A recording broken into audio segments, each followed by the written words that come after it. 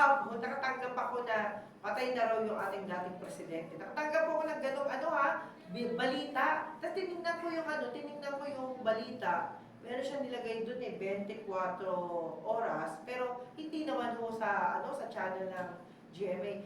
Ito yung mga isang sample lang, no? Na talagang dapat tayong mag-ingat dahil marami hong mga walang magawang nilalang na dapat kinuha ni Lord. Sayang naman, di ba?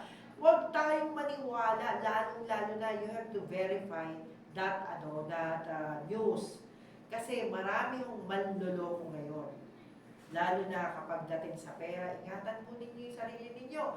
Dahil unang-una, atakin nyo magbabalita para dumami lang ang views niya. Huwag po kayo ganun. At anyway, iyan po isang sample lamang. At salamat din ako kay John Baile, no? Jan, alam kong, Jonas pala. Jonas Baile, yan. Ayan, ito na. Baka pwede makausap natin to, pakisuyo na pakibigay yung number ni Jonas Baile. Yan. Okay? Ito kasi si Jonas Baile ay isa sa mga magaling magbigay ng mga tips para tayo ay hindi maloko. Pakisuyo lang kapatid. Ito. Pakibigay lang kay Sister Ias. Baka pwede namang pakialalay na. Ayan, pakibigay lang yan. Ito. Ito yung number. Yan, please lang. Okay, ito po isang magandang ehemplo na rin. Alam nyo, kaya po tayo nagbibigay ng mga ganitong pahayag para po naman yung mga tanong kasi sila'y naloko, etc.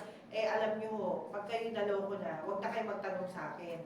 Ang dapat nyo gawin ay magtanong muna kayo bago kayo magpaloko. Okay, time check ulit yung mga kaibigan at magbabalik po ang Yes Show, Topasyo. Yan. At syempre, tayo po nagpapasalamat sa ating CA.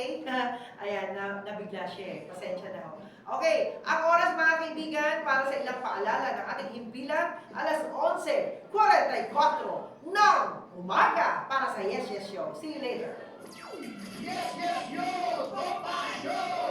This time check was brought to you by Arena Plus. Sa Arena Plus, astig sa sports. Download Arena Plus app now in App Store. Watch the NBA playoffs on arenaplus.net and win up to 64 million pesos worth of total prizes. Sa Arena Plus, astig sa sports. Uy guys, gusto mo manood ng NBA? Pasok na sa Arena Plus! Manood ng NBA playoffs